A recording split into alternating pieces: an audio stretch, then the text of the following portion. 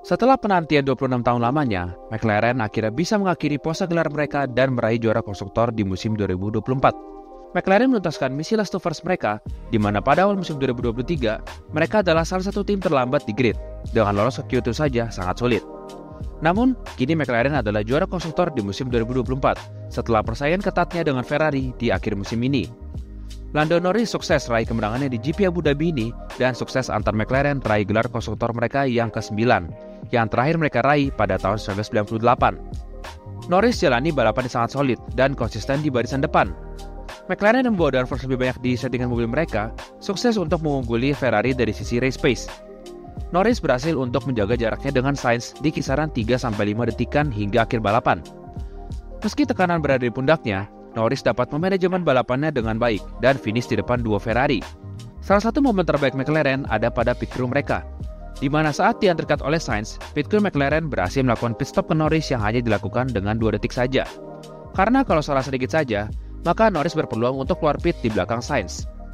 Di sisi lain ada Piastri yang harus selesaikan balapan semalam di urutan ke-10 setelah insiden dengan Verstappen di lap pertama dan dihukum penalti 10 detik akibat menyundul Colapinto.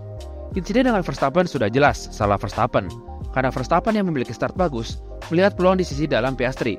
Namun itu agak optimistik karena manuver yang Verstappen berikan sangat telat dan beresiko. Verstappen yang dive ke sisi dalam, mobilnya alami understeer sehingga terkena ban belakang Piastri dan sebabkan keduanya spin di awal balapan. Andai mobilnya tidak alami understeer karena late brake, mungkin keduanya tidak akan terlibat kontak di lap pembuka tersebut. Piastri yang tampak kesal dengan melakukan sarkasme di radio yaitu, "Yap, manuver dari seorang juara dunia nih." Namun setelah balapan usai, Piastri mengklarifikasi bahwa Verstappen sudah menghampirinya dan meminta maaf kepada Piastri. Insiden selanjutnya yaitu Piastri yang lock up dan menyundul Colapinto dan sebabkan Colapinto alami puncture. Hal ini juga membuat ban Piastri alami flat spot sehingga ia harus ke pit untuk ganti ke ban hard. Dari situ Piastri hanya menjalani balapan recovery-nya karena terlempar di urutan terakhir dan tidak ada safety car pada saat itu. Beruntung MCL38 memiliki kecepatan yang kompetitif sehingga memudahkan Piastri untuk recovery ke posisi 10. Dengan hasil ini, McLaren akhirnya menjadi juara konstruktor lagi setelah puasa 26 tahun lamanya. Selanjutnya ada Ferrari yang gagal untuk meraih gelar konstruktor mereka sekaligus melanjutkan tradisi Next Year is Our Year. Ferrari hanya mampu finish di urutan kedua dan ketiga dan itu tidak cukup untuk berebut gelar konstruktor dari McLaren. Carlos Sainz yang lakoni balapan terakhirnya bersama Ferrari berhasil raih podium runner-up di belakang Lando Norris. Balapan Sainz sebenarnya tidak jelek, hanya saja kecepatan McLaren sangatlah cepat di balapan semalam. Sainz yang dari lap awal berada di belakang Norris tidak mampu untuk mengejarnya hingga akhir balapan. Sainz yang membawa downforce lebih sedikit di SF24-nya pasti akan kesulitan di race pace karena degradasi ban yang ia akan alami. Peluang Sainz untuk mengejar Norris hanya ada pada saat strategi undercut-nya. Namun itu tidak cukup, karena jarak mereka sebelum masuk ke pit tidak cukup dekat dengan Norris. Selebihnya Sainz hanya melakukan manajemen balapan dan finish 5,8 detik di belakang Norris.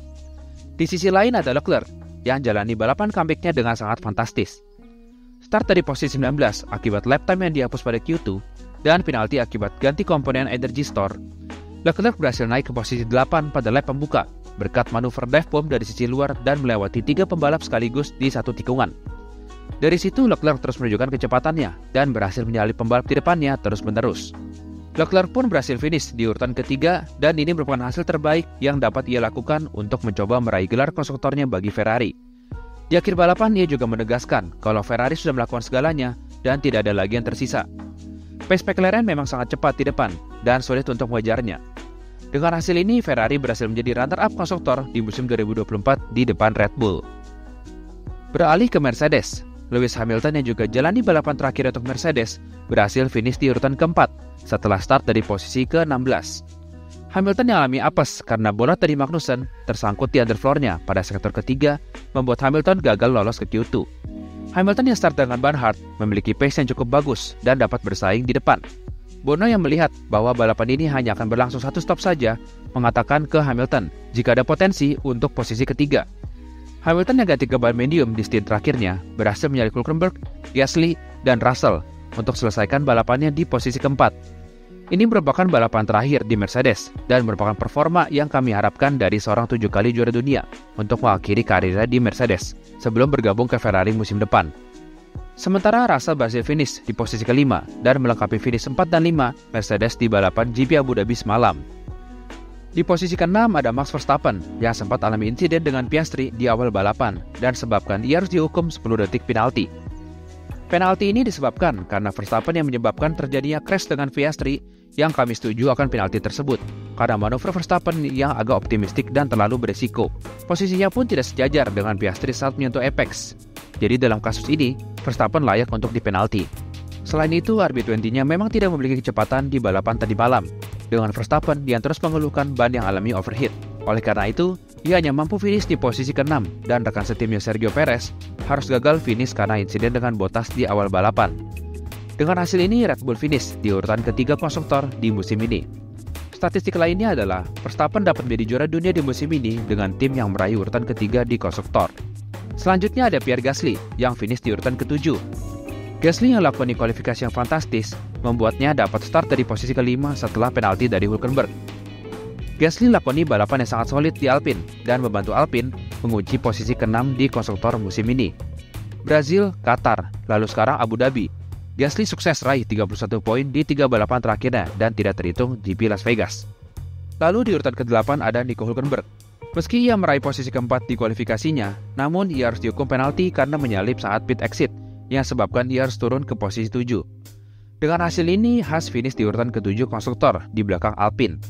Lalu ada Fernando Alonso yang finish di urutan ke-9. Itulah berbagai keseruan di GP Abu Dhabi semalam, mulai dari harapan tifosi yang dinaikkan setinggi-tingginya saat awal balapan, sebelum akhirnya pupus karena Norris berhasil menang.